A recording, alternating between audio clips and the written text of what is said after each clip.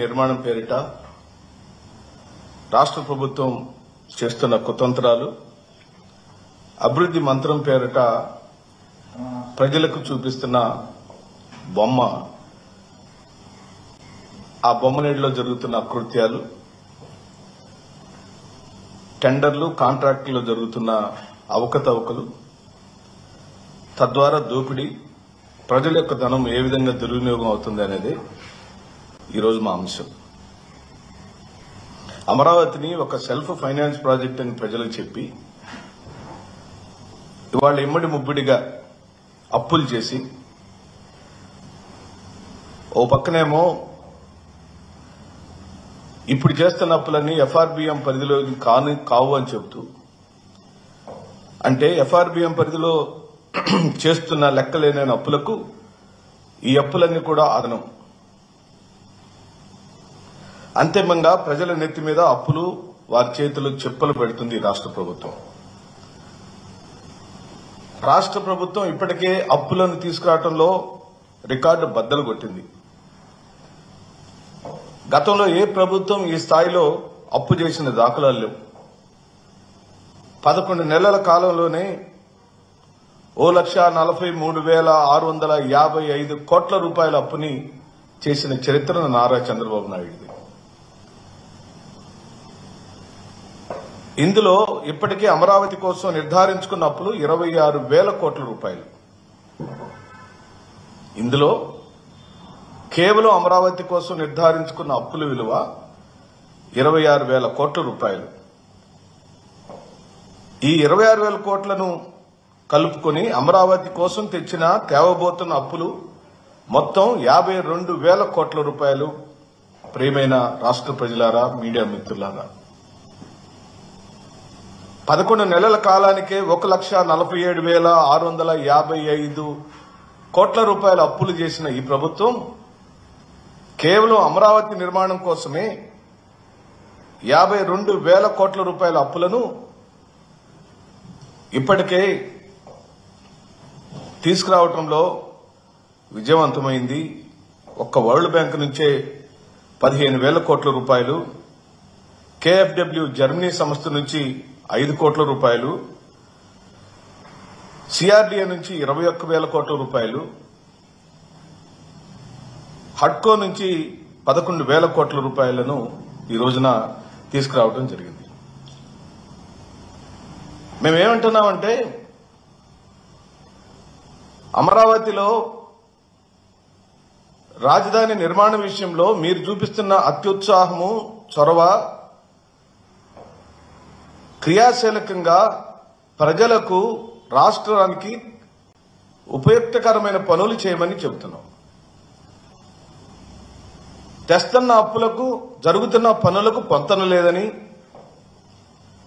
రూపాయికయ్యే నిర్మాణాలను 10 రూపాయలు మీరు ఖర్చు చేస్తున్నారన్నదే ఈ రోజున ప్రధానమైన అంశం. తద్వారా మీరు 1,000 కోట్ల రూపాయలు ప్రజల యొక్క ధనాన్ని దుబారాగా చేస్తున్నారనేది అంశం.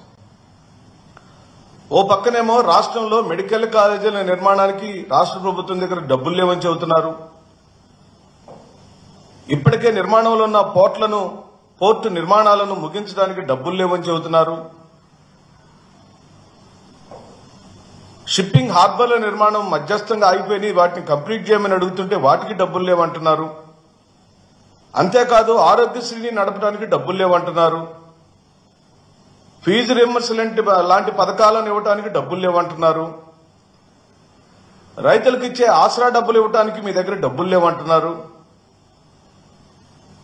అవి కాక మీరిచ్చిన సూపర్ 6 పథకాలను అమలుపరచడం కోసం రాష్ట్రం దివాళా తీసింది. నా దగ్గర డబ్బులు లేవని సాక్షాత్తు నారా చంద్రబాబు నాయుడు గారు అసెంబ్లీలో చెప్పినట్టు ఉదంతాలు మనం చూస్తున్న క్రమంలో, అంటే అటుపక్క అభివృద్ధికి, సంక్షేమానికి డబ్బులు లేని ఈ ప్రభుత్వం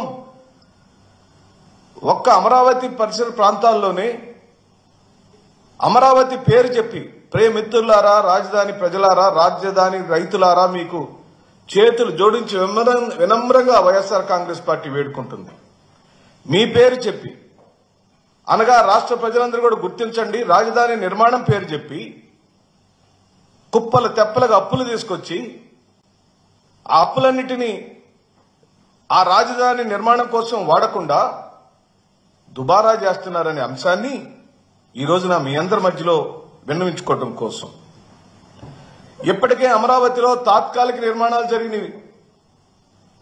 వెలగపూడిలో తాత్కాలిక గవర్నమెంట్ కాంప్లెక్స్ కేవలం 6 బిల్డింగుల కోసం 11,000 కోట్ల రూపాయలు ఇప్పటికే గత ప్రభుత్వం అనగా 2014-19 కాలంలో పరిపాలించిన తెలుగుదేశం పార్టీ ప్రభుత్వం 11,000 కోట్ల రూపాయలు ఖర్చు పెట్టింది. దాదాపు 6 లక్షల చదరపు అడుగుల మేర నిర్మాణం చేసి ఇప్పుడు వాటిని పనికిరావని, అవసరం లేదని, అవి కాదు శాశ్వత భవన నిర్మాణాలు చేయాలని చెబుతున్నారు. మంచిది, చేయండి.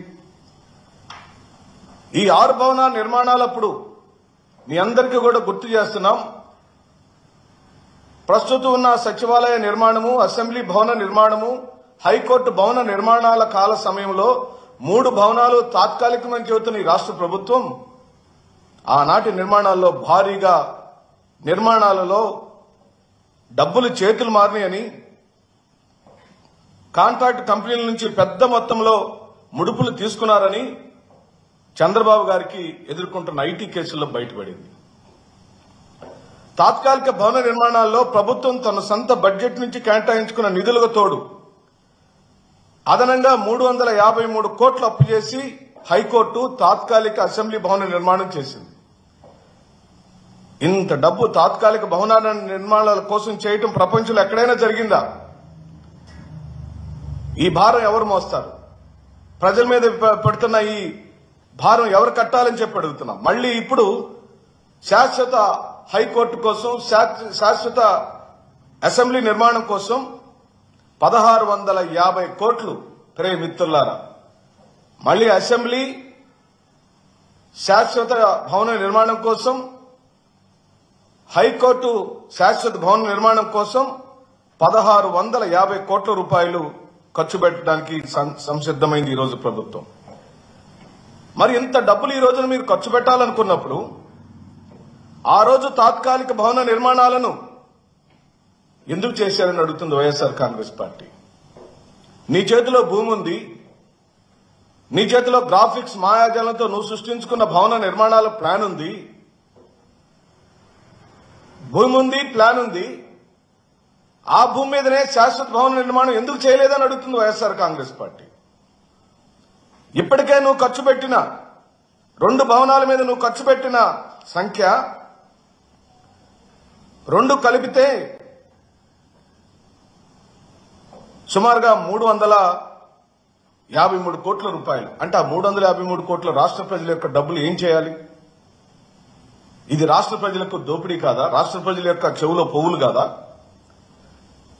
ఈరోజు మేము అడుగుతున్నాం,